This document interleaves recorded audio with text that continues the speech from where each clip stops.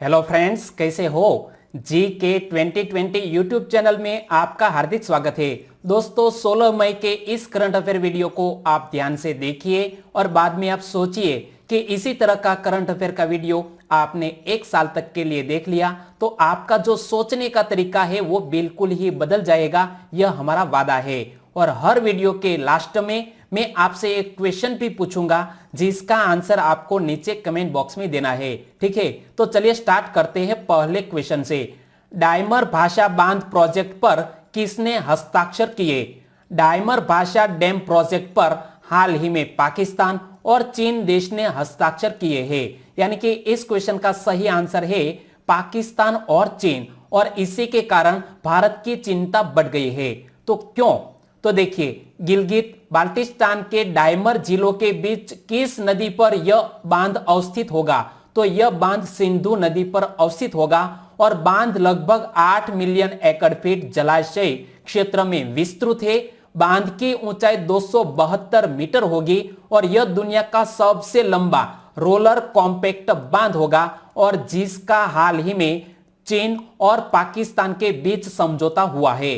तो हाल ही में पाकिस्तान तथा चीन सरकार द्वारा डायमर भाषा बांध प्रोजेक्ट पर हस्ताक्षर किए गए और इस प्रोजेक्ट का बड़ा हिस्सा गिलगित बाल्टिस्तान में स्थित है और इसीलिए हमारे भारत के लिए चिंता बढ़ गई है। और चीन इस प्रोजेक्ट को चीन पाकिस्तान आर्थिक गलियारे में शामिल करना चाहता है और इसीलिए चीन ने पाकिस्तान को सपोर्ट किया है। तो बात करते हैं पाकिस्तान की। पाकिस्तान की कैपिटल का नाम क्या है? इस्लामाबाद। पाकिस्तान के वर्तमान प्रधानमंत्री कौन है? इमरान खान, जो एक पूर्व क्रिकेटर है। और पाकिस्तान के राष्ट्रपति है आरिफ अलवी। पाकिस्तान की करेंसी है पाकिस्तानी रुपया और पाकिस्तान और भारत के बीच जो डिवाइडिंग लाइन है इसका नाम है रेड क्लिफ लाइन। और अब बात करते हैं चीन की। चीन की कैपिटल का नाम क्या है? बीजिंग। चीन की करेंसी क्या है? रेनमिनबी। चीन के राष्ट्रपति कौन है? Xi Jinping. और चीन का केंद्रीय बैंक है, इसका नाम क्या है? पीपुल्स बैंक ऑफ चाइना, जो हाल ही में डिजिटल करेंसी लॉन्च करने की तैयारी कर रहा है। और भारत और चीन के बीच जो डिवाइडिंग लाइन है इसका नाम है मैकमोहन रेखा, जो भारत और तिब्बत के बीच की सीमा रेखा है। और चीन में किंग मिंग उत्सव भी मनाया जाता है, तो यह बात भी आप याद रखिए। तो दोस्तों, इसी तरह हर क्वेश्चन से जुड़े इंपॉर्टेंट फैक्ट मैं आपके सामने रखता हूं। हमारा यह तरीका आपको अच्छा लगता है तो लाइक करना मत भूलिएगा। दूसरा क्वेश्चन, सेंट्रल विस्टा पुनर्विकास परियोजना के तहत क्या निर्मित किया जाएगा? सेंट्रल विस्टा पुनर्विकास परियोजना के तहत केंद्रीय सचिवालय और नया संसद भवन दोनों को निर्मित किया जाएगा। यानी कि इस क्वेश्चन का सही आंसर है ऑप्शन ए और बी दोनों। और हमारा संसद भवन 1911 में डेवलप किया गया और इसके वास्तुकार एडविन ल्यूटिन्स और सर हर्बर्ट बेकर थे और इसीलिए इसका पुनर्निर्माण किया जाएगा। नए संसद भवन और सचिवालय निर्मित होंगे और इसीलिए यह विस्टा पुनर्विकास परियोजना सुर्खियों में है। तो देखिए, वर्ष 2019 में आवास और शहरी मामलों के मंत्रालय द्वारा सेंट्रल विस्टा पुनर्विकास परियोजना की परिकल्पना की गई थी और इस पुनर्विकास परियोजना में एक नए संसद भवन का निर्माण प्रस्तावित है जो आकार में त्रिकोणीय होगा। किस तरह का होगा? त्रिकोणीय आकार का होगा। और इसी के साथ ही एक केंद्रीय सचिवालय भी निर्मित किया जाएगा। लेकिन हाल ही में कोविड-19 का खतरा है और 20,000 करोड़ रुपए की लागत का अंदाजा है और इसीलिए यह काम करना हाल ही में हम सोच नहीं सकते। तो देखिए, वर्ष 2026 के बाद लोकसभा व राज्यसभा में जनसंख्या के अनुसार निर्वाचन क्षेत्रों की संख्या में वृद्धि होनी है और ऐसे में मौजूदा जो संसद भवन है वो आकार में छोटा पड़ सकता है। और मौजूदा भवन वर्ष 1911 में निर्मित है। और पुनर्विकास परियोजना में लागत कितनी है? तो याद रखो 20,000 करोड़ रुपए। और सेंट्रल विस्टा क्या है वो भी मैं आपको समझा दूं। तो दिल्ली में स्थित राष्ट्रपति Bhavan, Sansad Bhavan, North Block, South Block, India Gate और अन्य राष्ट्रीय अभिलेखागार जिस क्षेत्र में स्थित है उसे सामूहिक रूप से सेंट्रल विस्टा कहते हैं और इसकी लंबाई लगभग 3.2 किलोमीटर है। और अब बात करते हैं तीसरे क्वेश्चन की। कोविड-19 महामारी के दौरान सामाजिक दूरी जैसे उपायों को नहीं अपनाने वाला एकमात्र यूरोपीय देश कौन है? तो एकमात्र यूरोपीय कंट्री जिन्होंने सामाजिक दूरी जैसे नियमों का पालन नहीं किया और वहां कोरोना वायरस से संक्रमित लोगों की संख्या बढ़ती ही जा रही है और ऐसे देश का नाम है बेलारूस। और यहां हम बात करते हैं बेलारूस की, तो देखिए 2 मई 2020 तक कोविड-19 से संक्रमित लोगों की संख्या 15,000 थी और पिछले 10 दिनों में ही यह संख्या 2 गुनी हो गई है। और बेलारूस में कोविड-19 के नए मामलों की दैनिक संख्या 900 से अधिक है और परिणाम स्वरूप कोविड-19 से यहां प्रतिदिन लगभग 93 की मौत होती है और इसीलिए यह बेलारूस कंट्री सुर्खियों में है। तो पहले तो यहां आप मैप में देखिए कि यह है बेलारूस, जिसकी कैपिटल का नाम है मिन्स्क। और बेलारूस के अगल बगल में कौन कौन से देश स्थित है? तो रूस, लाटविया, लिथुआनिया, पोलैंड और यूक्रेन जैसे देश स्थित है। और जियोग्राफी की दृष्टि से आपको इसी तरह मैप देखने की आदत बना ली तो आपका जो जियोग्राफी का सब्जेक्ट है वो काफी मजबूत हो जाएगा। और बेलारूस की कैपिटल मिन्स्क। बेलारूस की करेंसी क्या है? बेलारूसी रूबल। बेलारूस के राष्ट्रपति कौन है? Alexander Lukashenko. और बेलारूस के प्रधानमंत्री है सर्गेई रूमास। तो इतना आपको बेलारूस के बारे में याद रखना है। चौथा क्वेश्चन, हाल ही में सचेत गश्ती जहाज और 2 इंटरसेप्टर नौकाओं जिसके नाम है C-450 एवं C-451 को राष्ट्र को समर्पित किसने किया? तो इस सचेत गश्ती जहाज को हमारे रक्षा मंत्री राजनाथ सिंह ने राष्ट्र को समर्पित किया है। यानी कि इस क्वेश्चन का सही आंसर है राजनाथ सिंह। तो देखिए सचेत का डिजाइन एवं निर्माण किसके द्वारा किया गया है?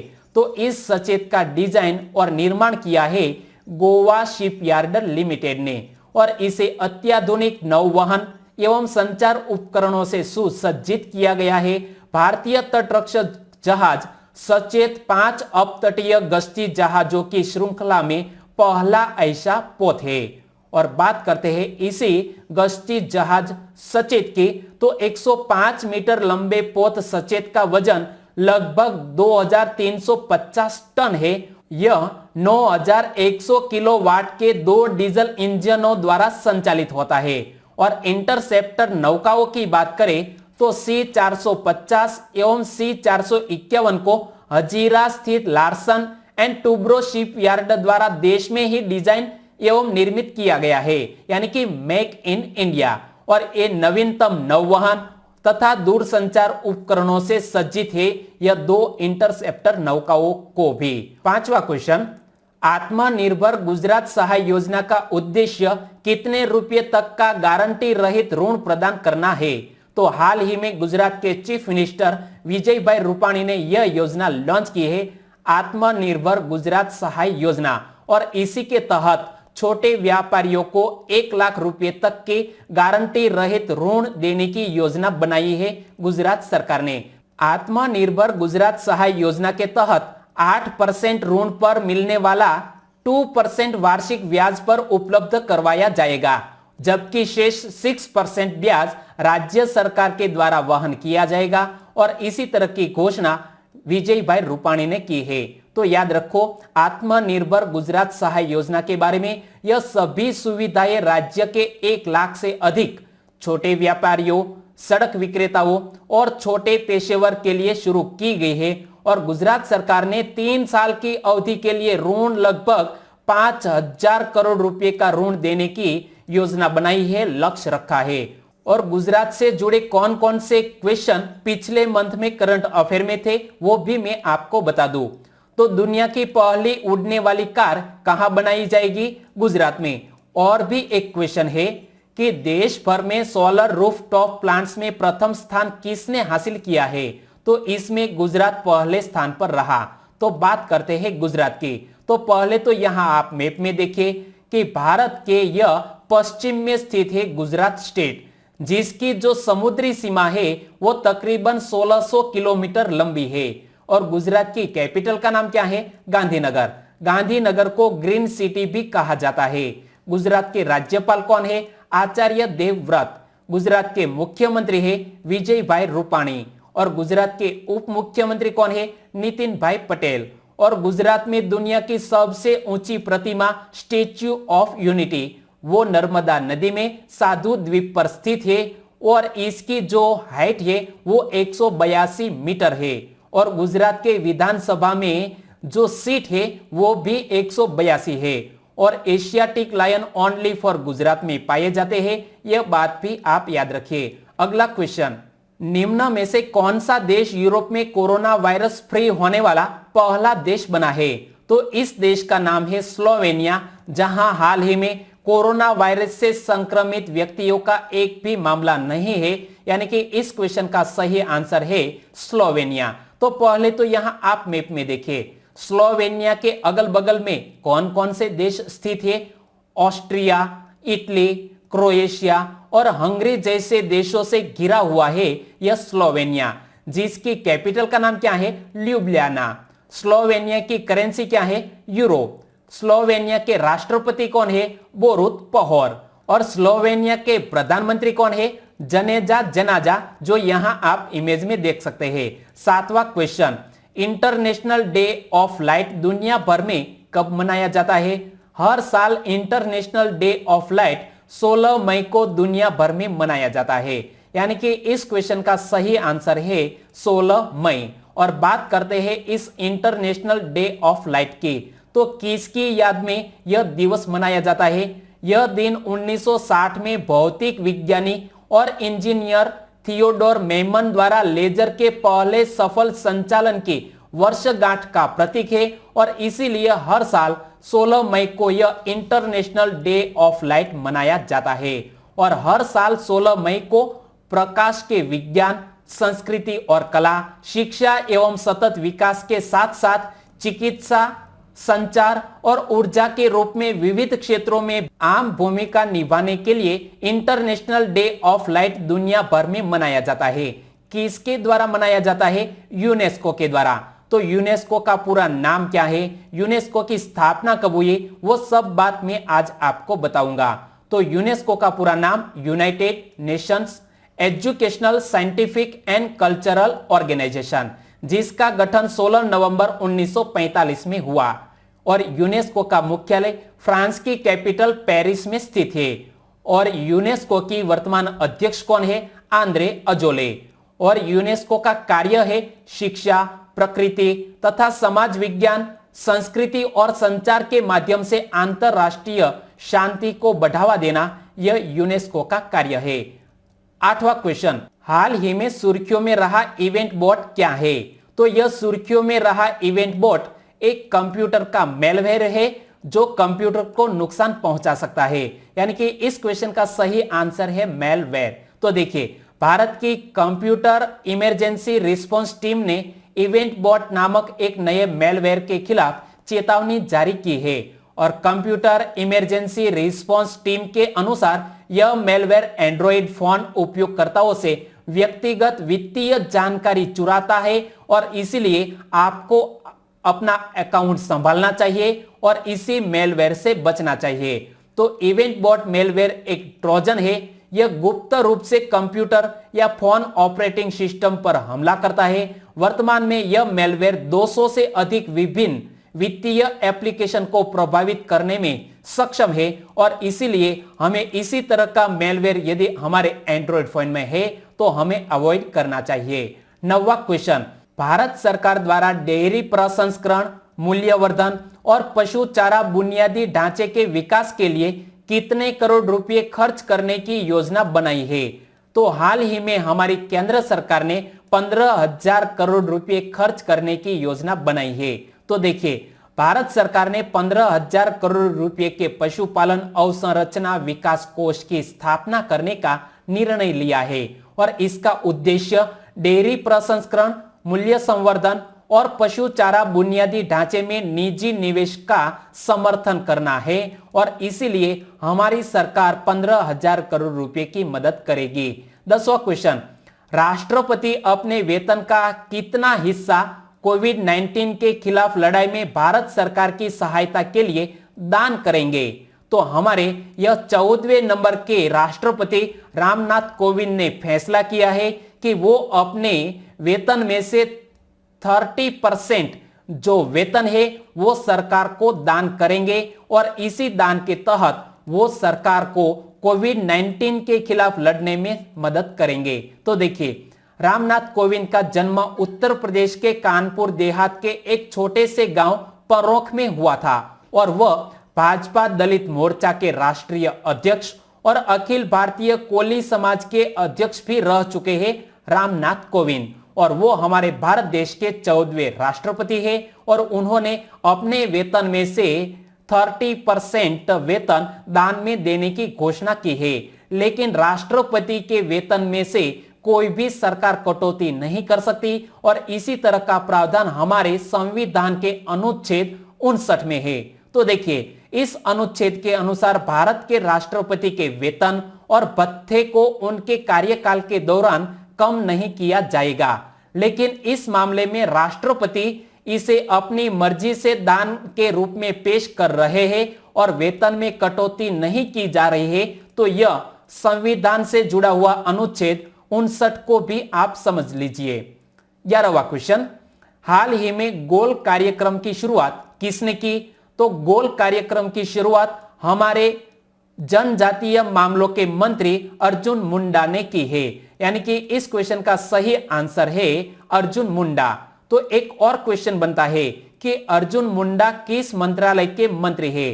केंद्रीय जनजातीय मामलों के मंत्री है अर्जुन मुंडा। और गोल का पूर्ण स्वरूप क्या है? गोइंग ऑनलाइन एज लीडर्स गोल का पूर्ण स्वरूप है। और गोल कार्यक्रम किसके साथ साझेदारी में शुरू किया गया है? फेसबुक के साथ साझेदारी की गई है। और इस गोल कार्यक्रम का उद्देश्य क्या है? आदिवासी युवाओं को डिजिटल मोड में मेंटरशिप प्रदान करने हेतु यह कार्यक्रम लॉन्च किया गया है। 12वां question, Asian infrastructure investment bank ने किस राज्य को $145 मिलियन के ऋण को मंजूरी दे दी है? तो इस एशियन इंफ्रास्ट्रक्चर इन्वेस्टमेंट बैंक ने हाल ही में पश्चिम बंगाल को $145 मिलियन के ऋण को मंजूरी दे दी है। तो बात करते हैं इस एशियन इंफ्रास्ट्रक्चर इन्वेस्टमेंट बैंक के। इसकी स्थापना कब हुई? 16 जनवरी 2016 में। और इस हमारे AIIB का मुख्यालय बीजिंग में स्थित है, यानी कि चीन में। और इस AIIB के अध्यक्ष कौन है? जीन लिकुन, जो यहां आप इमेज में देख सकते हैं। और यह समझौता हुआ है पश्चिम बंगाल के साथ। तो पश्चिम बंगाल की सरकार यह खर्च कहां पर करेगी? तो ये देखिए, $145 मिलियन के ऋण परियोजना पश्चिम बंगाल की दामोदर घाटी पर केंद्रित है और इसका लाभ पश्चिम बंगाल के 5 जिलों में फैले 2.7 मिलियन से अधिक किसानों को मिलेगा और इसी तरह का इसका खर्च किया जाएगा। और बात करते हैं दामोदर नदी की। तो यह नदी झारखंड और पश्चिम बंगाल में बहती है और इस नदी को बंगाल का शोक कहा जाता है। यहाँ टाइपिंग मिस्टेक है, क्योंकि कोसी नदी को बंगाल का शोक कहा जाता है। और दामोदर नदी की कुछ प्रमुख सहायक नदियों में हाहारो, बराकर, बोकारो, कोनार, घारी, जमुनिया, खडिया, गुइया और भीरा शामिल है। और यह नदी छोटा नागपुर पठार से होकर बहती है, यह बात भी आप याद रख लीजिए। 13वां क्वेश्चन, 16 मई 2020 को किसने अपना 45वां राज्य दिवस मनाया? तो 16 मई को सिक्किम राज्य ने अपना 45वां राज्य दिवस मनाया, यानी कि इस क्वेश्चन का सही आंसर है सिक्किम। तो देखिए, 16 मई 1975 के दिन यह राज्य अस्तित्व में आया था। 1947 में भारत के स्वतंत्र होने के बाद सिक्किम ने भारत के साथ रक्षा का दर्जा प्राप्त करना जारी रखा। हालांकि 1973 में राज्य में शाही विरोधी दंगे हुए और अंततः 1975 में सम्राट को पदच्युत कर दिया गया और एक जनमत संग्रह के द्वारा यह भारत में शामिल हो गया। और सिक्किम भारत में शामिल होने वाला 22वां राज्य था। तो बात करते हैं सिक्किम की। तो पहले तो यहां आप मैप में देखिए, यहां पर है सिक्किम जो 3 देशों से जुड़ा हुआ है, एक नेपाल, चीन और भूटान से जुड़ा हुआ है। और गोवा के बाद दूसरे नंबर का सबसे छोटा स्टेट सिक्किम है। सिक्किम का गठन 16 मई 1975 में हुआ। सिक्किम की कैपिटल गंगटोक, सिक्किम के मुख्यमंत्री प्रेम सिंह तमांग और सिक्किम के राज्यपाल है गंगा प्रसाद। और तिब्बती भाषा में सिक्किम को चावल की घाटी कहा जाता है। सिक्किम के बारे में यह बेसिक इंफॉर्मेशन तो होनी चाहिए। और आज सिक्किम का स्थापना दिवस है, तो सिक्किम के बारे में मैं आपको और भी जानकारी देना चाहता हूं। सिक्किम की आधिकारिक भाषाएं कौन कौन सी है? नेपाली, अंग्रेजी, सिक्किमी और लेप्चा। और जो सिक्किम है वो इंडिया का पहला या ऑर्गेनिक स्टेट भी है। तो देखिए 2016 में सिक्किम भारत में और विश्व में भी पहला पूर्ण जैविक राज्य बना था, यानी कि इंडिया का फर्स्ट यह ऑर्गेनिक स्टेट बना है। और इसका दौरा भी हमारे प्रधानमंत्री ने किया था। और बात करते हैं सिक्किम के राज्य के प्रतीक की। तो सिक्किम का राज्य पक्षी क्या है? लाल तितर। सिक्किम का राज्य पशु है लाल पांडा। सिक्किम का राज्य फूल है नोबल डेंड्रोबियम। और सिक्किम का राज्य वृक्ष है रोडोडेंड्रॉन। नाम थोड़े डिफिकल्ट है, प्लीज यहां वीडियो थोड़ी देर के लिए पॉज कीजिए और यह एक बार फिर से पढ़ लीजिए। और अब बात करते हैं लास्ट वीडियो के क्वेश्चन की। तो पिछले वीडियो में मैंने आपसे क्वेश्चन पूछा था कि हाल ही में सुर्खियों में रही सालवन निम्न में से किसकी एक प्रजाति है? तो कछुआ की एक प्रजाति है सालवन। और इसीलिए इस क्वेश्चन का सही आंसर था कछुआ। और सही आंसर दिया है कविता जैन, वो गुजरात के बनासकांठा के धानेरा से है। वनकर नितिन कुमार अहमदाबाद से, जाडेजा छत्र सिंह जी जामनगर से, शैलेश कुमार तबियाड़ वो हमेशा पूरे सेंटेंस में आंसर लिखते हैं। मकवाना सोनल उन्होंने भी इस क्वेश्चन का सही आंसर दिया। अलकेश राठौड़ और विकास कुमार जल गोविंद चाक को भी बहुत बहुत धन्यवाद, क्योंकि उन्होंने भी इस क्वेश्चन का सही आंसर दिया है। और इसी के साथ देबाशीष जैना जो ओडिशा से है, गजेंद्र नाहक वो गोवा से है, और निखिल पटेल उन्होंने भी लिखा है कि कछुए की एक प्रजाति है सालवन। और हरेश कुमार जापड़िया ने इसके बारे में डिटेल में बताया। तो हरेश कुमार जापड़िया आपको बहुत बहुत धन्यवाद। प्रियांक चौधरी वो गुजरात के सूरत से है, और धवल रावल गुजरात के महसाना से। सभी दोस्तों को बहुत बहुत धन्यवाद। और आज के वीडियो का क्वेश्चन ए रहा स्क्रीन पर। दुनिया का सबसे बड़ा भादला सोलर पार्क किस राज्य में स्थित है? 4 ऑप्शन आपकी स्क्रीन पर है, और उसी में से आपको चॉइस करना है कि भादला सोलर पार्क किस राज्य में स्थित है। और आंसर देना है नीचे कमेंट बॉक्स में। तो दोस्तों आंसर देना मत भूलिएगा। फिर मिलेंगे नए करंट अफेयर में, तब इस क्वेश्चन की फिर से चर्चा करेंगे। तब तक के लिए टेक केयर एंड जय हिंद।